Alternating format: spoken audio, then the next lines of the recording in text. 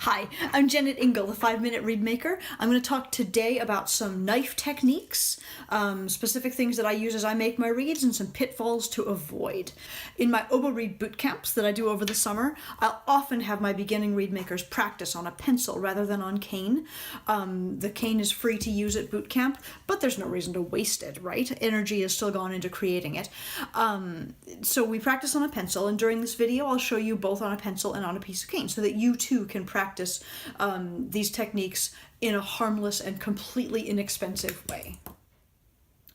First, I'm going to talk about hand position. It's really important to always have a finger underneath the part of the reed you're scraping, so that even if the reed is still a blank, you can't be freestyling off into space like this.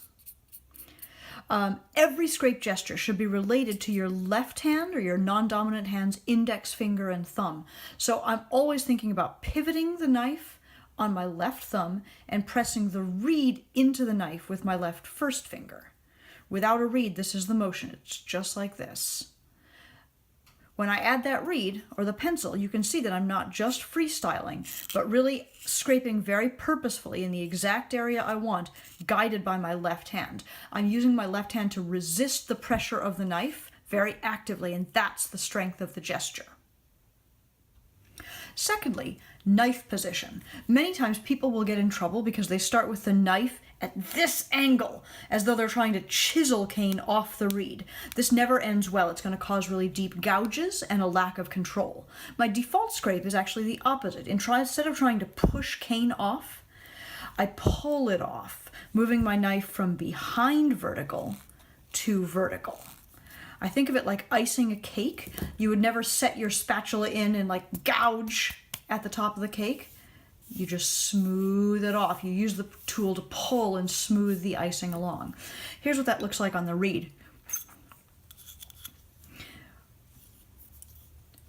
Pushing doesn't give me what I want, so I pull the cane off.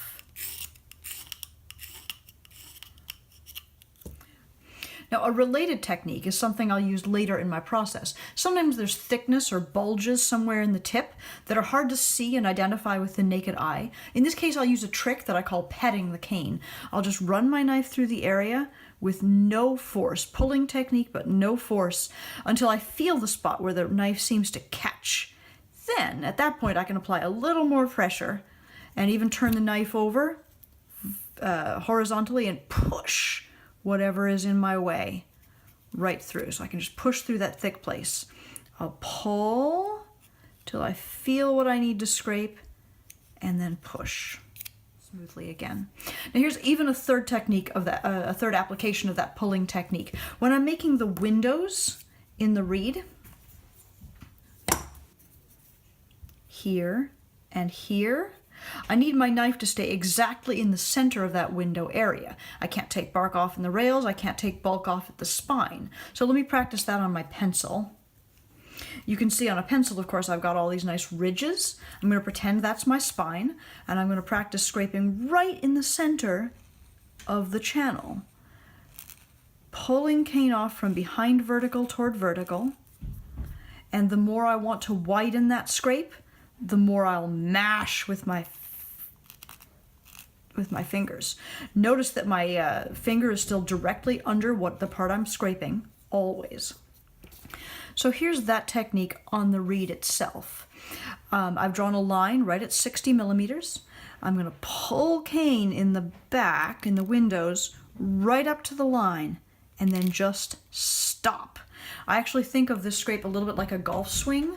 I have a back swing and then I come forward, forward, forward, forward until that moment where my club would impact my ball or the ground. And that's the place where I just stop. I do not follow through this swing. Right to the line and stop. After I have a few scrapes in place and a few curls, I can just brush those away.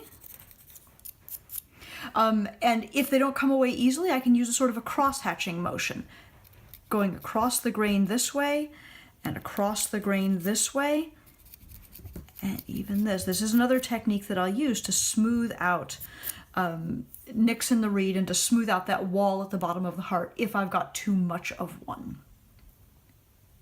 I can use that same crosswise scrape if I've got extra thickness at the tip of the tip.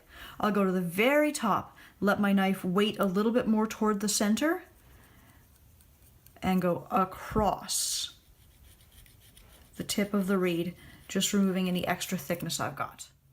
Sometimes, despite your best intentions, you wind up with a big nick in the scrape like I've got here, and every time you scrape through that area, you catch that nick, and it stops your knife, and that little thing keeps getting bigger and bigger.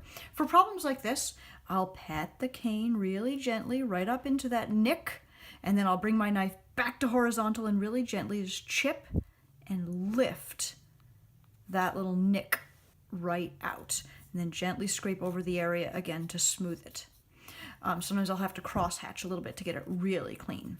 This looks a little not great on a pencil, because pencils aren't actually as good as cane for scraping. But here it is again. I've got this nick that I set in on purpose for the purposes of this video. I'm going to go right to it, lay my knife down inside it, and lift it out, oh so gently. Cross-hatch a little bit, this way, and now, there it is. I should be able to smoothly move my knife past it. Or at least much more smoothly. Similarly, despite your best intentions, sometimes your golf swing starts to follow through, and then suddenly you've got a big chunk of something that you did not want to be removing. In this case, stop. Freeze right there. Fold it as though you're creasing a piece of paper, and then brush it away. Then you can use whatever cross-hatching or gentle chipping and lifting you need to solve that problem, but at least it didn't do this.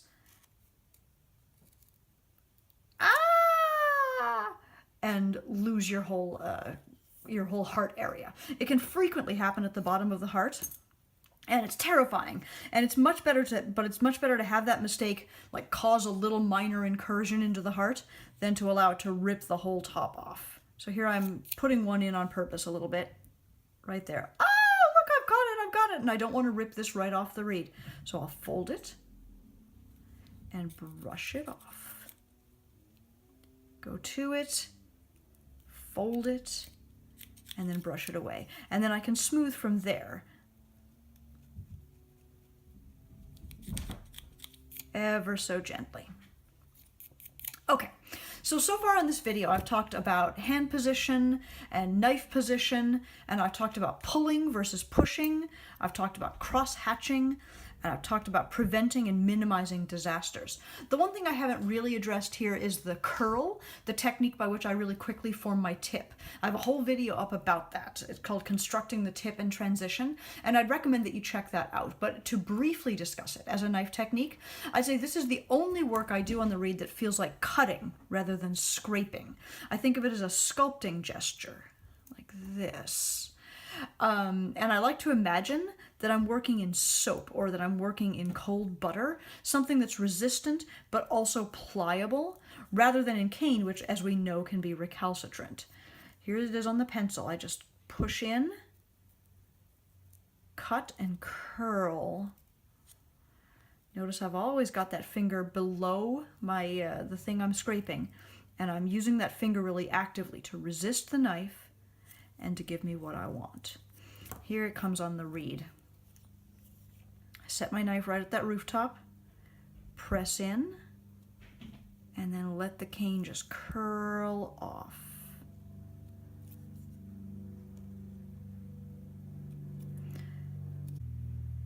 It's probably the most dangerous of the techniques that I use. You're real apt to rip an entire corner off, but I do like it. It gives me everything I need in the tip.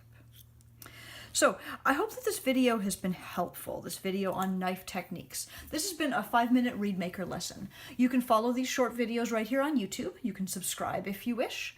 If you have questions or concerns, or you want to order reeds or cane or anything else, you can find me at jennetingle.com. And in fact, I'd love to hear what else I can help you with and what my next short video should address. Please let me know.